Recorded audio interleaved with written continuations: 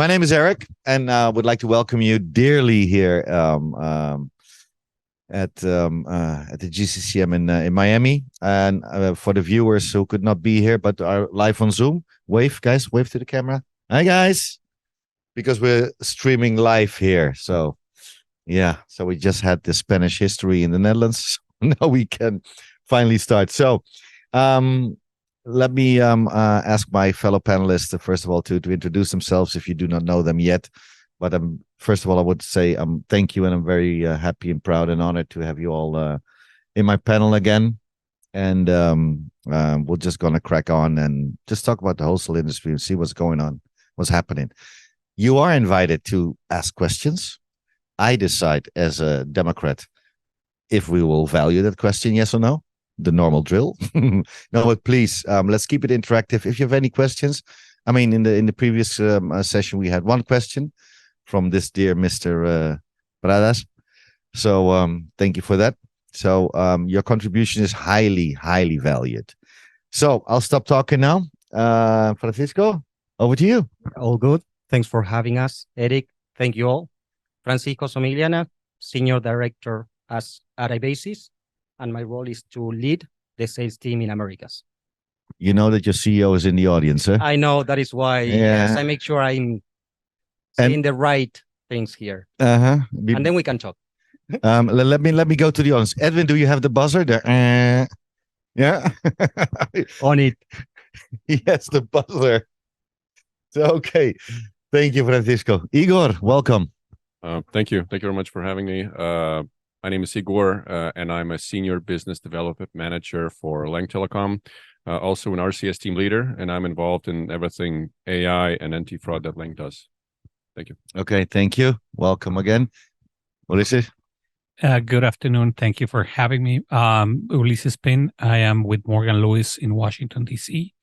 I'm not a carrier. I'm a lawyer, so I probably bring different perspectives. Oops, but very happy to be here. Thank you. Okay, and I do hope so, because you also see with Morgan Lewis, of course, you oversee, of course, other industries as well.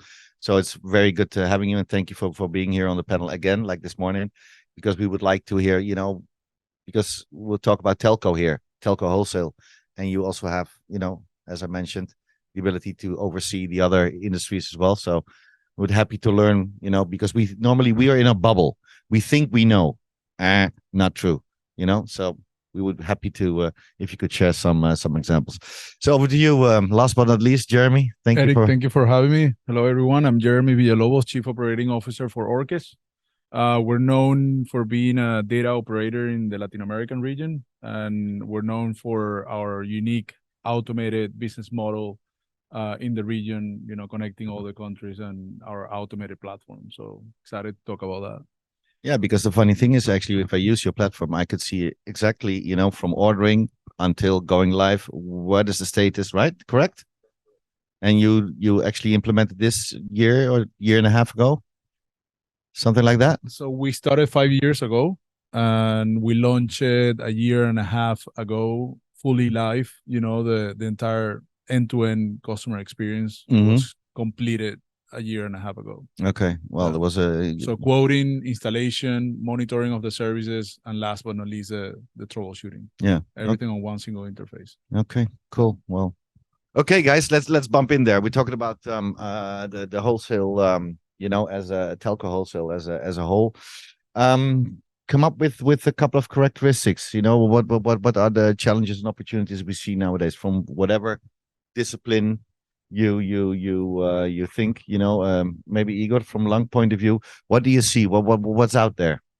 Sure. I mean, we see, especially in the latest years, we see the rise of usage of AI, both in fraud management. I mean, we use AI extensively because it provides us with a level of analytics that no human being can possibly do, and we benefit from it tremendously. Also, obviously, with the rise of session-based communication channels like RCS, like WhatsApp, now you can utilize AI to exchange some complex, dialogues. Some complex tasks could be actually handled by an RCS agent or WhatsApp agent. So we can see that if done properly, we can basically drag some of the functionalities of a standalone application to be done by RCS agent, AI-powered agent that will keep the history live, that will actually provide necessary feedback, that would actually suggest the things that are based on the history of usage by this particular user. So it's personalization at scale. It's certainly possible with AI. Yeah. Should we be always happy with that? Because by the end of the day, there is still the human aspect making decision on an AI report, monitoring, whatever. Sure.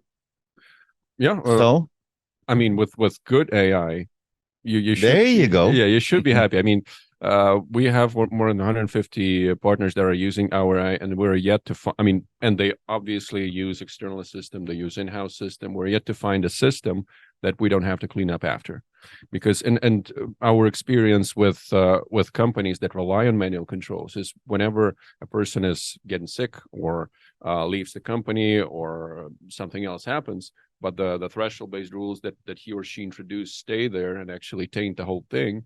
I mean, you would wish that you would use AI more extensively. One of those cases, yes. Mm-hmm.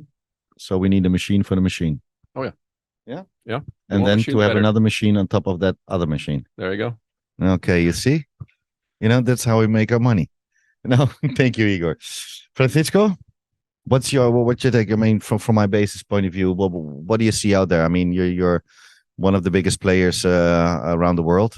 Yes, I know. So we see change and evolution. The digital transformation is moving rapidly, and the telcos are evolving with the digital transformation. So you need to be on top of the market changes, to be next to your partner, to understand the needs, to be able to deliver the solutions. We saw that many traffic moved from the PTTs to CPaaS, OTTs, and you need to make sure that you are next to them as well, because it's a new niche of partners that we found. That is why iBasis, for instance, in voice that is decreasing, we keep investing because there is an evolution on the fraud cases. There are new regulations still shaken, complexity with rates, OBRs, for instance. Messaging, A2P messaging, more demand from digital providers. So you need to deliver a solution to them. Cybersecurity, there are more sophisticated threats that are pushing governments and regulators to protect us, like, for instance, still shaken. Cloud solutions as well, because with the remote working and the digital transformation, there is more cloud numbering demand. And also a lot of financial constraints. We're seeing that a lot lately. You need to make sure that you partner with carriers that are financially solid. So it's a challenge everywhere, but you need to make sure that you're on top of all of these aspects that are evolving with the technology and with the new niches of partners over there. Okay. All right. On the data side, Jeremy, what's your take? What do you see? I think the industry has been shifting quickly lately, because of a lot of legacy systems, customer asking for a better customer experience. For example, in Latin America, some customers have to wait, sometime month for a quotation. You're getting a voluntary pricing, and this is to connect the multinational in Latin America. And this has been, like the standard for the past 10 years. And it's unbelievable that you can buy anything through the internet, but the actual internet or a simple connectivity cannot be done through the internet. So we have been changing the model by embracing a lot of automation, blockchain technology, and ways to analyze network infrastructure data through automated models. It is something that is pushing definitely the industry on that direction in some form has a digital transformation, because obviously you need to transform your business in order to achieve this business model. And then you get, the challenges on the big carriers, that have, the legacy systems. It's not easy to move into a dynamic and flexible model where everything can be done automatically. It's a huge challenge for big carriers. We're not a big carrier. It was easy for us to transform our business into a fully automated business model. I believe it's a huge opportunity for, carriers looking to have a more efficient interaction with customers. And at the end of the day, I believe the main driver is a better customer experience. Once you put yourself in the customer position and you understand where they are struggling and you tackle those issues directly, I believe, that's where digital transformation comes to play a big role, because it's not about offering innovative solutions. It's about, walking the walk, and leading by example the same customers that you're trying to sell innovative solutions, So I believe exciting times ahead of us in terms of the data world, but definitely we need to push more into the automation adoption.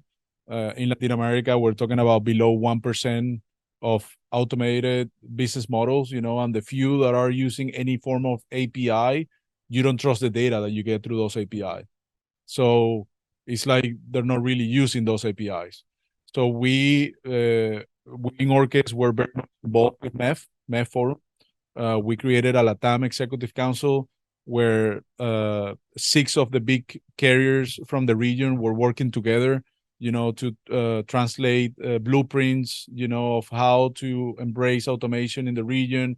So in some form, we're guiding the region, to understand the possibilities, the opportunities, and the benefits for the region to increase the level of adoption. So there are challenges, opportunities, but I believe are exciting times because people already know, what can be done in the region.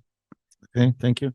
Ulysses, I mean, as a lawyer. What I'm seeing, obviously, from my vantage point, a lot of it has to do with regulation.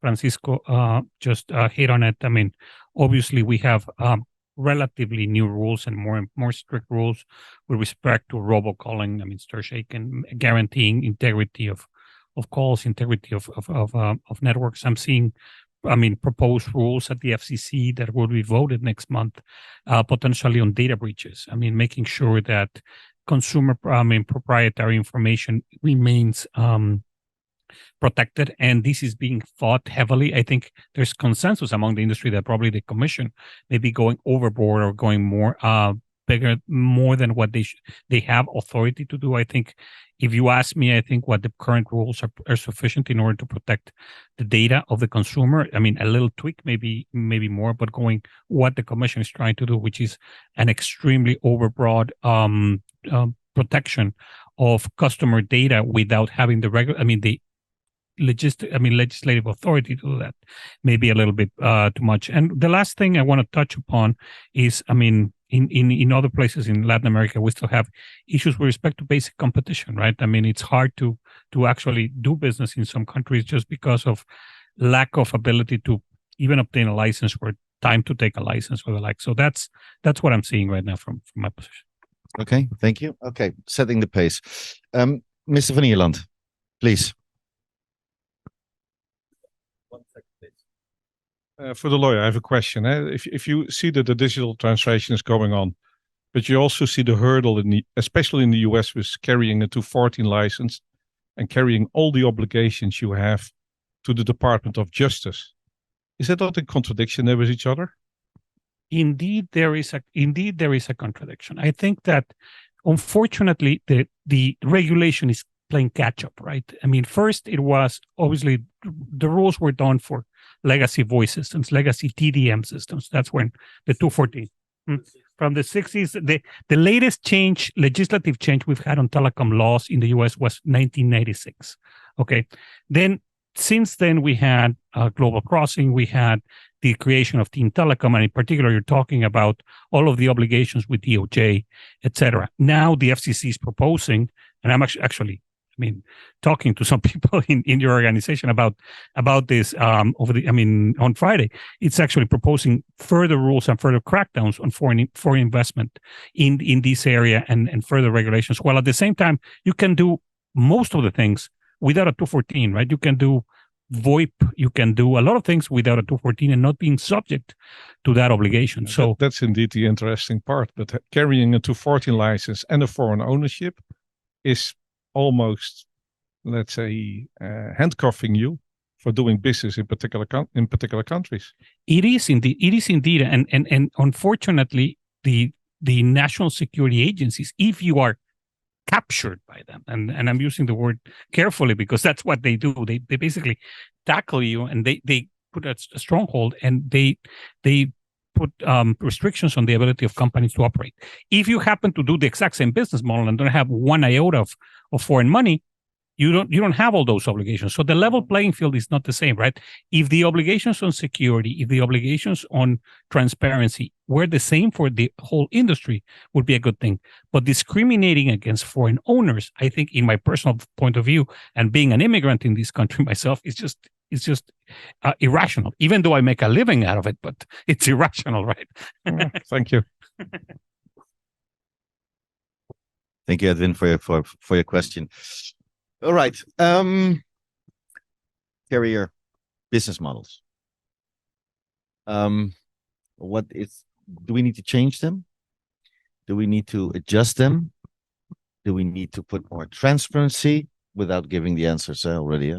A, B, C, D. Do we need a bit more transparency between the carriers? How should we? What's the next level? Because everything is still the same. I mean, we adjust a little bit, fine tune a little bit, but I don't see any different colors. I don't see any different business models, real change business models. I mean, we're in the mid of the digital transformation, and I mean, Jeremy, you spoke about the good old incumbents and whatever. They come from an old incumbent. I'm not looking at nobody here, but so they're a bit slow. They're a bit, it's not always easy. I understand this, but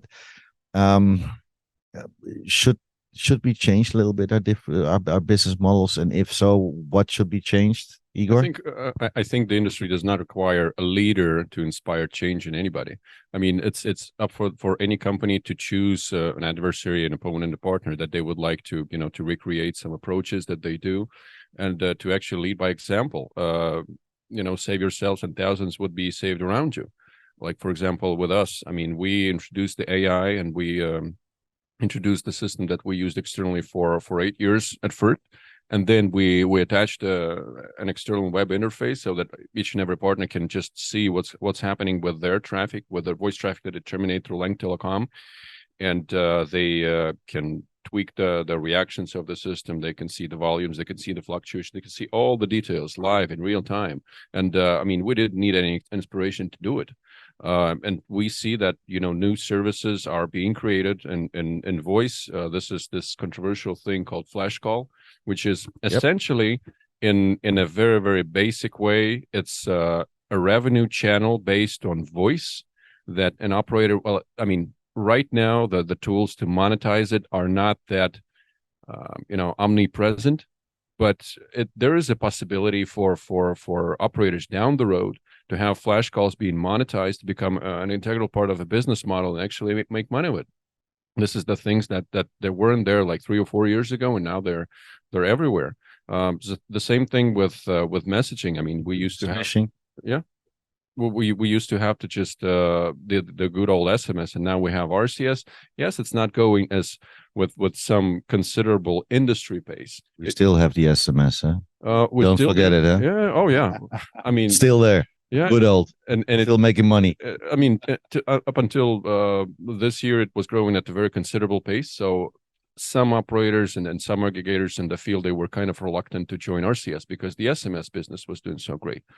I mean, it's changing with some major brands leaving SMS, but this is the stimulus that industry needs. I mean, we still have technologies that we can implement that are still kind of are sitting idle. We still have the products that we could introduce, like voice messages containing the OTP and all the other channels. And there's still some more changes for the better to be done. It's just that we're not doing them today, but we will be doing them a month from now, half a year from now, a year from now. So, and it's not like we need an industry standard to be telling us, hey, you're doing good as a company or doing bad as a company. I mean, do we really need the government to step in and say that, hey, you should be doing this and you should be doing that, unless you want a considerable fee to be hitting you? Like, with example, with StirShaken, one of the viewpoints is that we used to have just one problem that could be robocalls, and now you have two problems: robocalls and government compliance. And if with robocalls you still have some chance to play with it. I mean, it's on or off. It could be varied, but if you're not meeting government requirements, it's there. So it's maybe we shouldn't be waiting for the government to step in and just to, lead by example, not by the government requirements. Okay. Going to an operator. Francisco. Well, yeah. So in terms of transparency, in terms of, I think it's our obligation to communicate transparency. And the way to do that is by, I think, participating in forums, in groups like iBasis is participating in the i3 forum. We have a board member, Selin Regar. He is the EVP of marketing. Also participating in the GLF, the Global Code of Conduct, anti-fraud.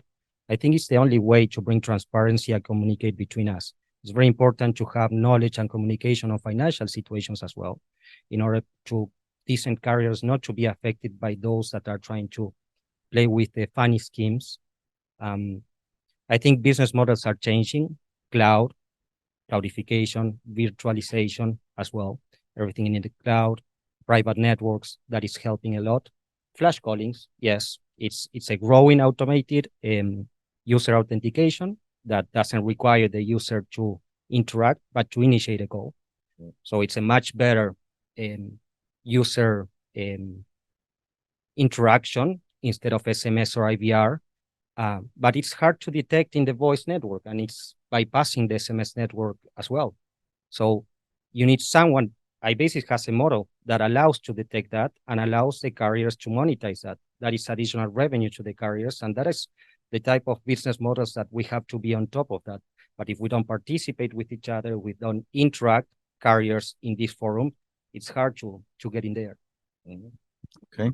Jeremy? I mean, from the data side, it's all about streamlining the business processes. You got some systems that in some form are creating bottlenecks within the organization. You got speaking from the data side, right? You got some salespeople spending 48% of their time doing administrative work. Sales engineers are doing, feasibility analysis instead of creating solutions. So it's not only to the outside, but also to within the organization that you need to transform the business and the way of doing things, and now that we have NAS, Network as a Service, which, covers cybersecurity, cloud connect, connecting capacity between data centers, you're changing the business model and the way things are being done very drastically from that old school experience that I was mentioning before. So there is a lot of transformation and a lot of taking people out of their comfort zone, because they like the email interaction, they like the email back and forth, but we're not there, So there is a lot of push, a lot of evangelizing, the API usages, how the benefit and the workload that you can do through API. Manually, any organization may do, I don't know, 50 quotes per person. Now we're doing about 15,000 quotes a month. That's something that manually you cannot do, forget about it, and the fact that you're delivering firm price quotations, in minutes, and the workload that you're opening the scope of the business to cover much more coverage on the market. So I think it's something that takes time. It's important to be consistent on the message. A lot of these conversations, every event, pushing and pushing and pushing, and eventually, you see people understanding the benefit and adopting and just going on the same direction, on the same boat. That's the end goal. But I believe persistency and showing the benefits of transforming and evolving the way we interact with each other is what making the change in the industry. Exactly, because as they are busy with the on the side of the the SMS and the voice fraud, which by the way, by the end of the day, it's all data. So it's all data by the end of the day, and they started it. I mean, you started it, in somewhere in Massachusetts. The name was Over Genesi, right? He started this as a disruptor, right? So he made voice, he made the data. So that's my take of it. All right. in other industries. I mean, you know, on the data they have the cybersecurity issue, the voice, and they have the SMS, the spoofing, and the, you know, all the robocalls and whatever. What can we learn from other industries? If you maybe you have an example, Ulysses, where you can say, listen, you know what? Also on the fraudulent traffic, let me put it like this, whatever it is, give it a name. In other industries, how do they cope with it? How do they capsule it? How do they fight it? I mean, I think a good example could be the energy industry or the electricity industry, where there obviously you have generation, transmission, I mean, and you have aggregation, and you have wholesale. You have, I mean, providers that are generators that actually sell their capacity wholesale to others. I think they have a much more streamlined process, to be honest with you. I think obviously their biggest concern is the security. I mean, making sure that nobody's going to tap with the grid, right? That's issue number one. But after that, I think it's much simpler for them. They're subject to a lot less regulations. They're subject to a lot less consumer protections at the end of the day that the telecom industry, unfortunately, is doing. Going back to start shaking and other things. If you get the pet peeve of the chairwoman of the FCC, which is, I mean, robocalling, and that was her thing, she's going to do whatever she wants. I mean, whatever she's going to try to do that. And if you don't complain, if you don't comply, you have a problem. I think Igor hit it right on the nose. So I think deregulation to a certain extent, and going to what you were talking about, network as a service, regulations are so old that if you do network as a service in 90% of the countries, that's going to be unregulated. That's not going to be something on the catalog of obligations that a regulator is going to be doing. I mean, they may look at it on the consumer protection side in general, but they're not going to have specific rules for it. And you may skate under the thing. So innovation, trying to look for new things that actually let the regulations catch up, is going to help you get away from a lot of those things. Because from the energy industry, we know that's, you know, they standardized a lot. Very, you know, very streamlined. So it's all the same. And it's the same in the Netherlands, than in Argentina, than in Japan. There you go. That everywhere else. There you go. It's not, you don't have different rules, different treatment, different anything. So next to the MEF forum and the GLF and the I3, which I was, by the way, when it was founded 28 years ago, I was still there. I mean, a role for the ITU, something to do. Yeah, maybe. I think moving things in Geneva is like, I mean, you have the I mean, you have the annual, I mean, you have the ITU meetings every X number of years. It's you were thinking about something that is boring and something that doesn't move the ITU. I mean, Geneva is like the quintessential thing of not getting things done. Right. Challenges, guys, more challenges. I want to hear. And then I would like to go into the solutions on the data side, in the region. I mean, the Americas, that's your region, right? Yeah. So one of the challenges that we're seeing is, for example, the API adoption in the region is very low. So what we did is we started automating other carriers' network infrastructure data in our platform. Right now, we have about 225 network. We can reach more than 68 million last mile accesses in the region, from Mexico all the way down to Chile and Argentina. But that just a quick solution in the short period of time, you know, because at the end of the day, we have to maintain that data, refresh the data, and it's not sustainable in time. You know, it's not something that it gets refreshed automatically. You know, it's something that you have to be on top of it, and the more carriers you have in the platform, you know, the more data you need to refresh. You know, it gets to a point where it's not sustainable. So that's the biggest challenge that we have, is that to what point do we get where, you know, we have to push automation adoption in the region or globally, because in reality it's global. You know, it's a global issue. You know, we say that LATAM is way behind, you know, go to Europe, it's the same issue, you know, it's the same thing. I think it's a global issue that we're having on the data side. It's people catching up, you know, people not knowing the technology, the possibilities, and some other players being attached to these old systems, you know, the legacy systems, you know, which at the end of the day, it's just a nightmare to get out of it, you know, and they just have They just need to work with it.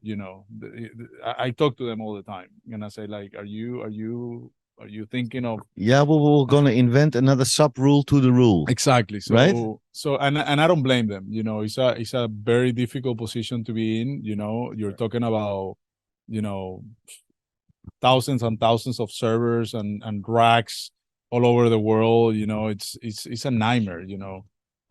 We were a small company. We were upgrading our platform, and it took us, a couple of weeks, which was a nightmare internally. And I was like, if this is happening to us, that we're not big, imagine, migrating, an entire region, global, it's very complicated. So I believe that's one of the biggest challenge is for those big guys to really evolve. I call them the dinosaurs, because, they're not flexible, but they want to be a tiger, but Yeah, but you talk like a disruptor, my friend. You do. No hard feelings, but I love them. They're my customers, but You have to love them. Yeah, but I understand them. I mean, frustration could be there, and guys. And at the end of the day, no one has a perfect network. At the end of the day, I need them to build a solution. So there is a point where I go back to manual, because they are doing manual. So it's like we speed up and then we gotta slow down. So it's kind of tricky, but interesting time. Okay, Igor. Yeah, just like everybody else is saying, is legacy technology and legacy approach. And with voice and SMS, it's magnified by the fact that fraudsters, they are learning fast. They're accepting new technology fast.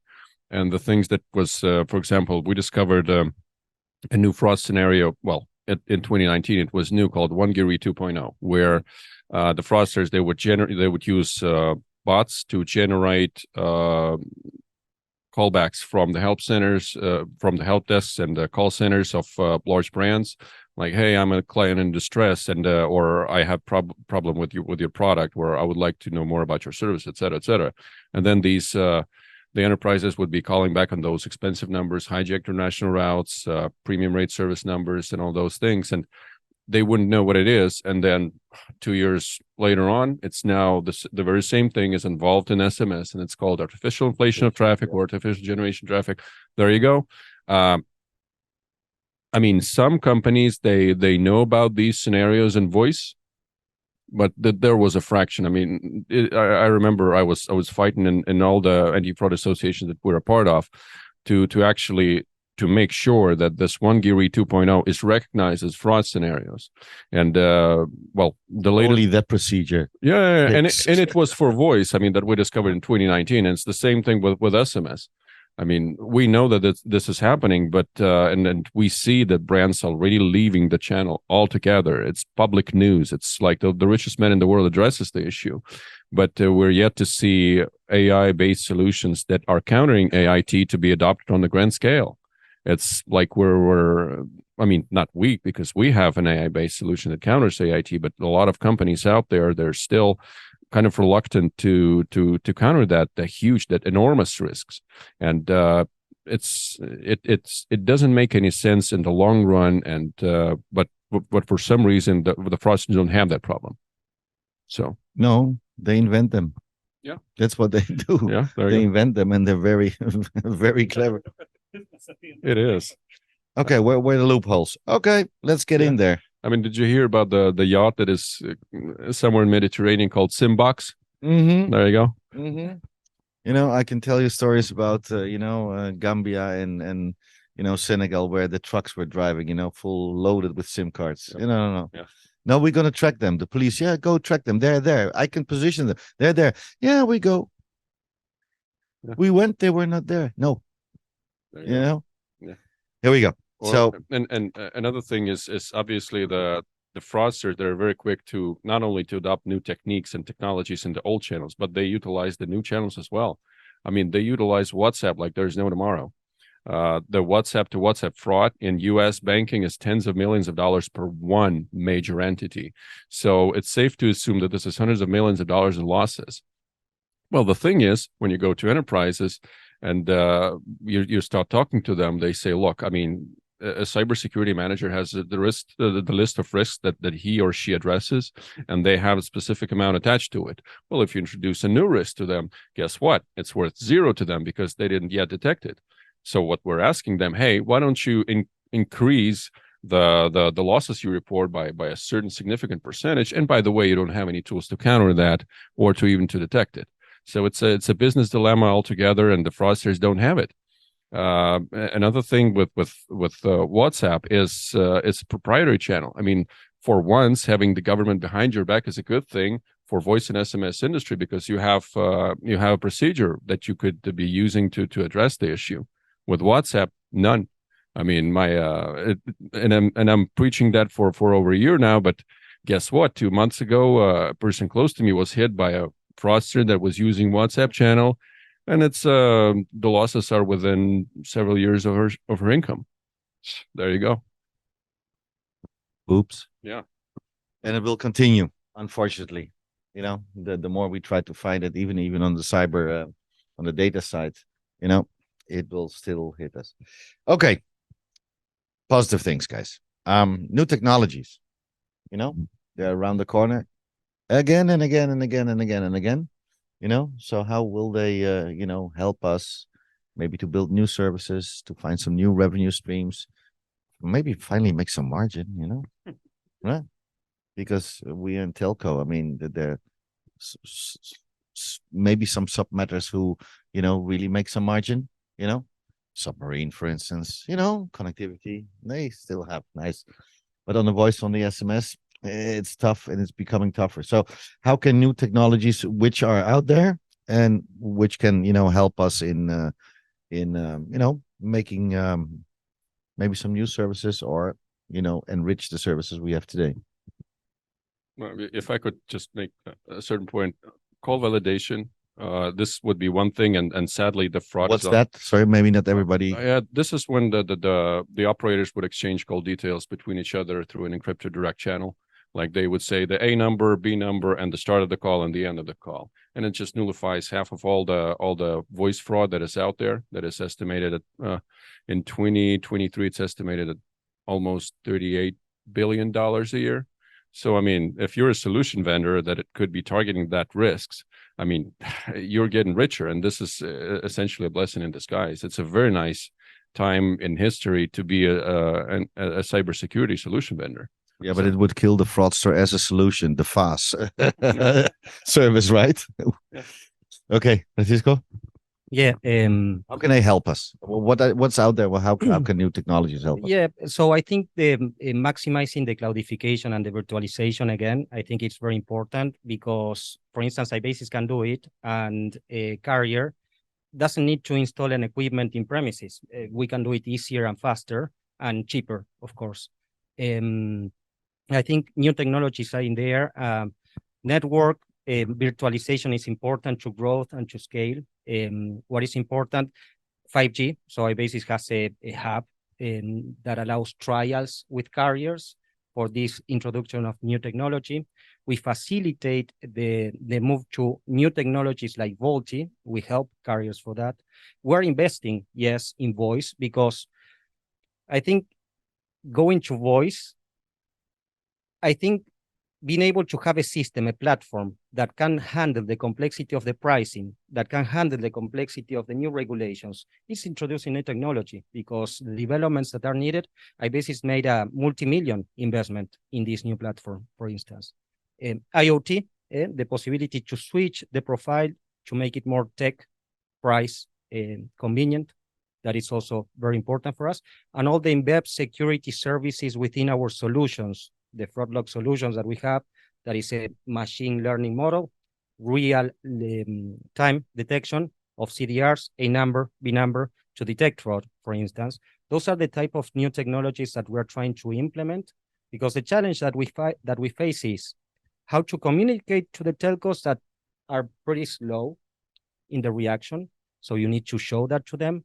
How you are on top of the market to be able to deliver the solutions, the flash calls, for instance, these APIs that are all over the place and are abusing the network owners. And then how you partner with carriers when you feel that you don't have the solutions to be built in-house.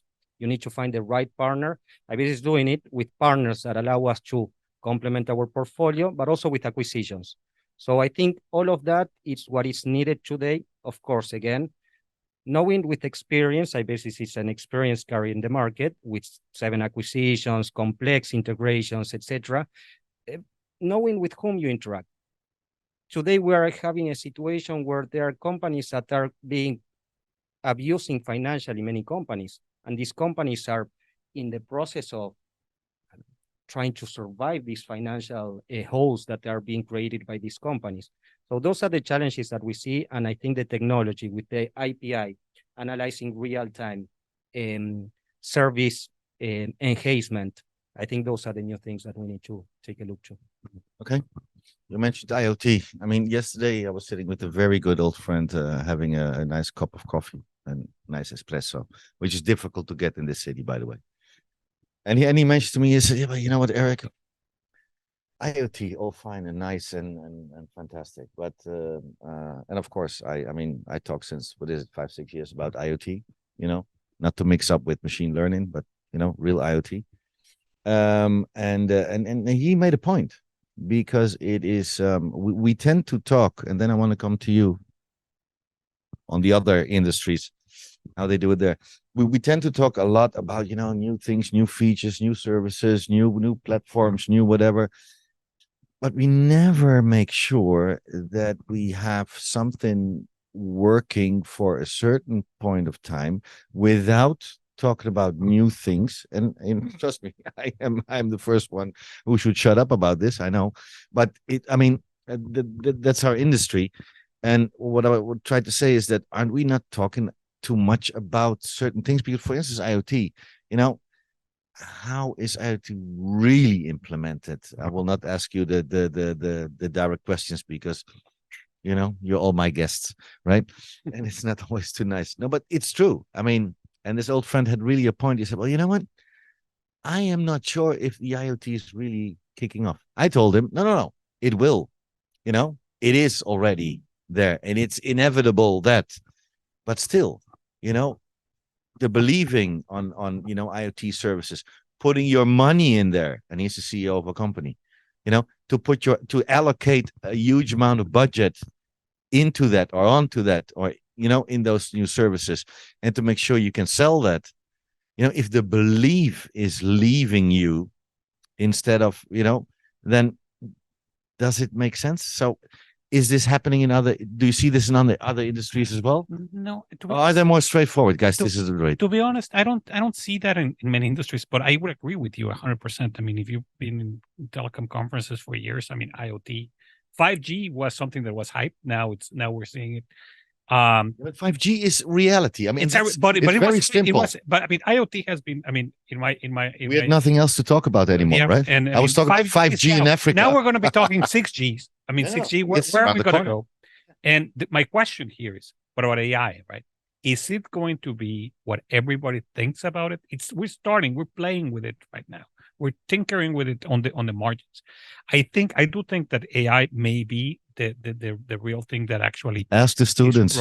They have to write their theses. Well, where do they go? ChatGPT. Yep. And put in the buzzwords, and it's coming. Yep. And if you they think that the professors are stupid, right? And they think that they're going to have a job after they leave university, and that's a problem, right? Because if what are you going to hire a student if you can get the ChatGPT to do that for you? So I think that's in reality. I think that's where I would see the future. I would see things moving in not only the telecom industry, but I mean, I think it crosses across AI crosses across industries. Jeremy, from our end, we see blockchain as a interesting technology. The fact that you can settle agreements automatically through a smart contract. Talked about it 15 years ago with the big guys when I was in charge of the European business of Orange, French telecom networks and services back then. I was discussing with guys like iBasis and the BTs and the AT&Ts about the agreements over blockchain. Trust me, it's still not there working super. Well, that's exactly my point. We're using blockchain, a smart contract, to settle SLAs. That's something that we have to do on a daily basis. It is something that not a single carrier in the industry is doing 100%. Still not. No. Because it's manual.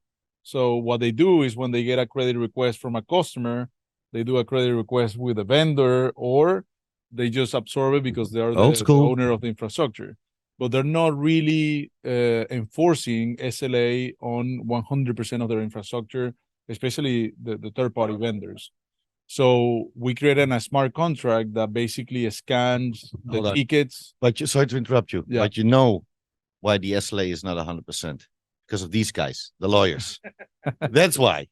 But no, please, and one of the things that we're running into is many carriers, they're not really capable of delivering the SLA that they say they were able to do. 5 nines, right? They're just listening to 99.5. So all right, everyone is doing 99.5. We do 99.5. So when you put into perspective, you know, the actual performance of the service in a specific period of time, you get back to the vendor and you say you're not really achieving the 99.5. In reality, your average is 99.2. So you either improve your network or you're gonna have to adjust your SLA. So in reality, you're not giving me what you promised you were gonna give me. So it's a very interesting thing that we're seeing right now. We're proving this smart contract with 4 vendors. We started with 1, so we're increasing the number of vendors that we're auditing on a monthly basis, and the results are amazing. Not only in terms of accountability, but also on the money side. You have no idea how much money we're leaving on the table with unclaimed credits. So we were only claiming the credits because of a client that was asking us for credit. So we're 100% an integrator. We don't own a single pair of fiber in the LATAM region. And we depend 100% on vendors.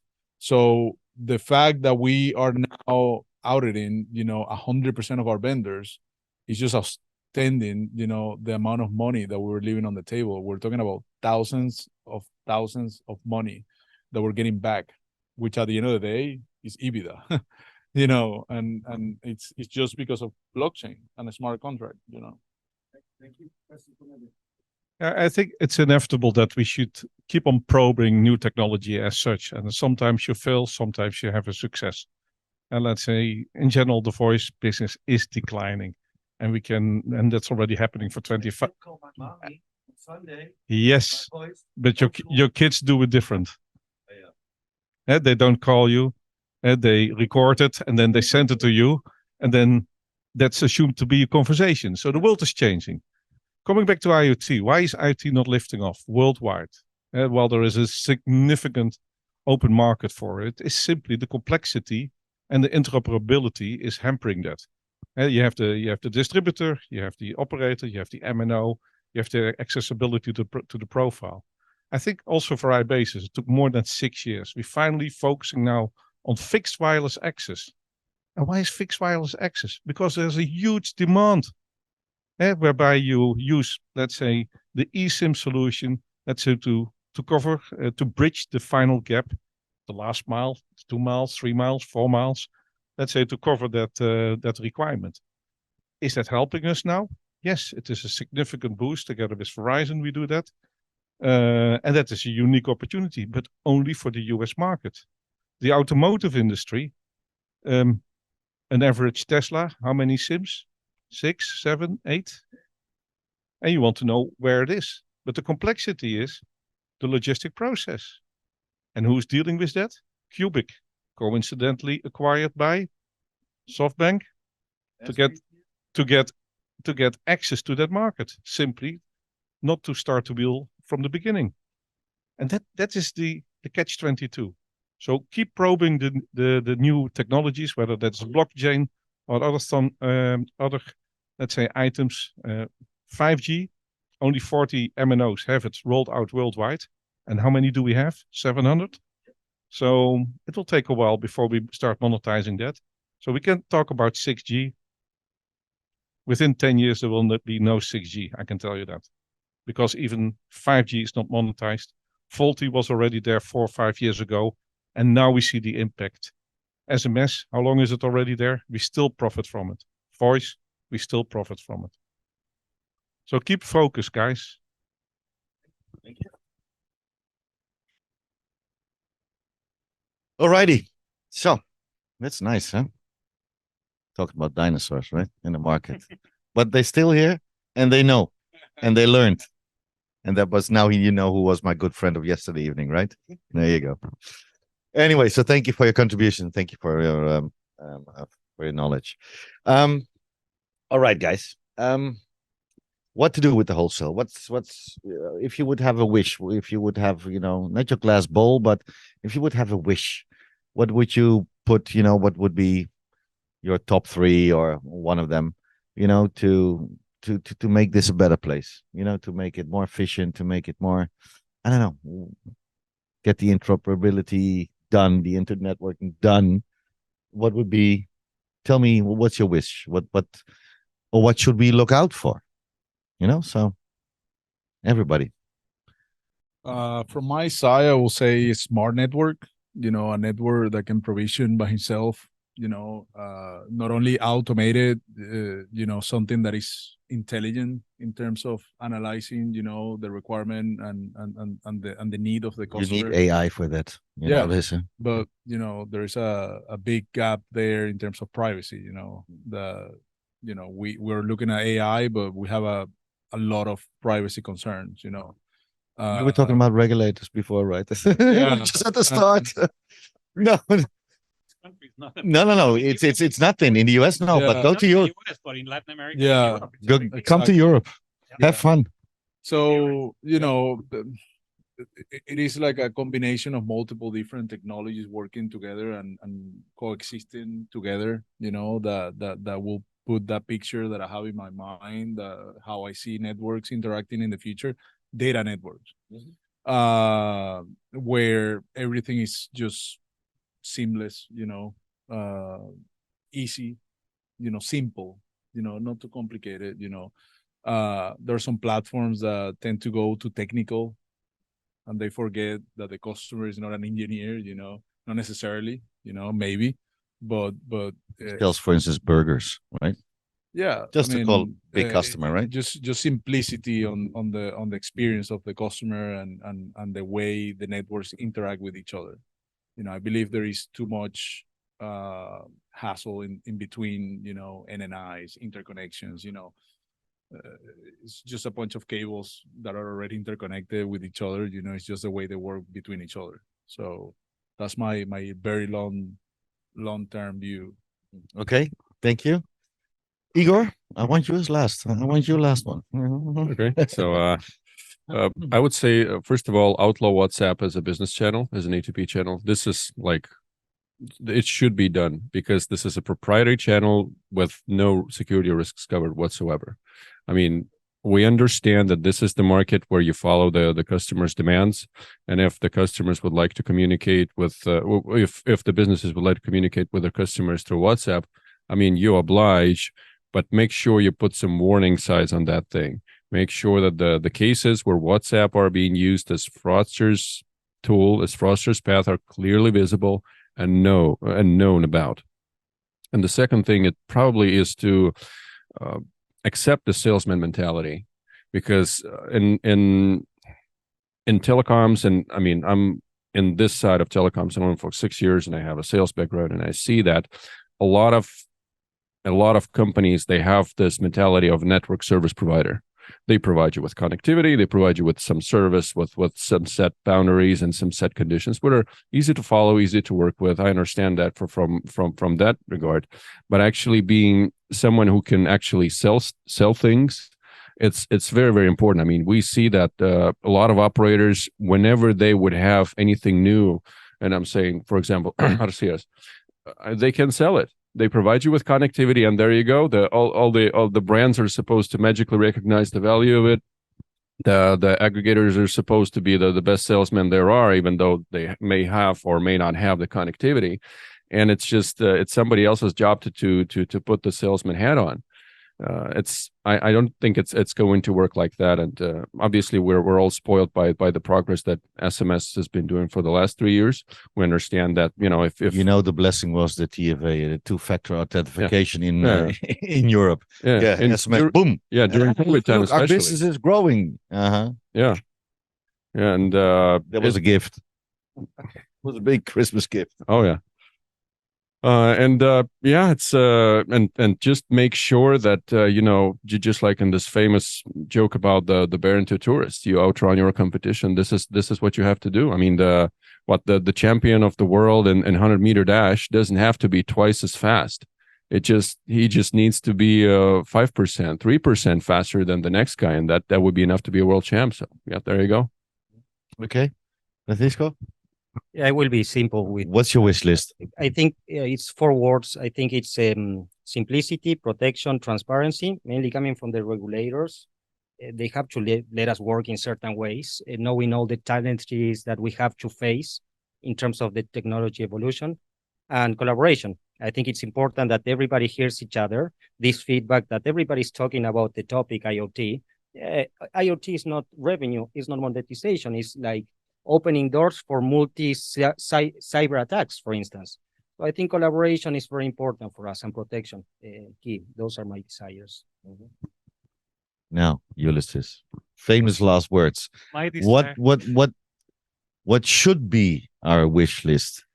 Taking again into account that you have a helicopter view on what can we learn?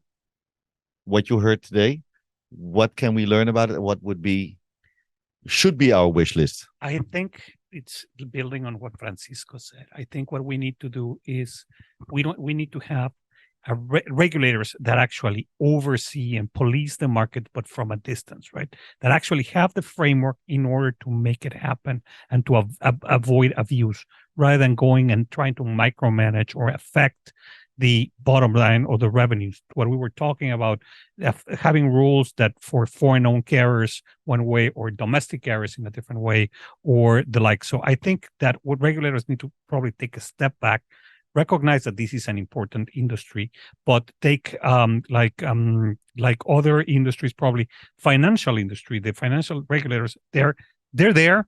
They have obligations on capital, but they're not every single day with every kind of report and other things that the telecom industry has. We saw that in 2007 with Lehman. Yeah, I know. So no. I do follow you because I see that as well, and it will be difficult to find a common definition of let the regulators do something, but not too much. To find that definition. Europeans have a little better balance. They're much more of, they obviously have privacy, big impetus on privacy and other things. Yeah. But on the pure nuts and bolts telecom, they're very of hands. Mm-hmm. Although the GDPR is a disaster. For Americans, it's a disaster. For Europeans, it's great. Yeah, exactly. And my wish list would be actually more vessels to put more cables in the sea, and to make sure that the old school operators, and the Colts and the level 3s of this world, they would build more, and to make sure that the connectivity is there faster, lower latency, and because voice is data, as we know, it's all IP, and to make sure that we connect the unconnected in this world, and that will be on my wish list. I would like to thank you, gentlemen, for sitting here. Jeremy, thank you so much, and all the best of luck with your platform, because it's going bananas, as I know. So and my regards to Justo. Ulysses, thank you so much for today, because you were here twice today on my panel. So thank you so much for your insights, especially also from the other industries, because that I think that view we should listen a bit more, right? Let's have a look at the energy industry. Let's see how they cope with these kind of issues like interoperability, internet working, these kind of things. We could learn from it. So thank you for your insights, Igor, as always. Thank you. I'll see you back tomorrow, right, on a panel. Okay, Francisco, thank you so much, and it's good having you as well. And thank you for your clip and clear things. And we didn't hear the buzzer from the boss, huh? that's a big, and of course I would like to thank the audience here. Thank you for joining us. Thank you for your questions. We're gonna stop right here, and my last word is for the audience. Thank you so much. We did it for you as well, and thank you for joining us on this live stream. Have a lovely evening.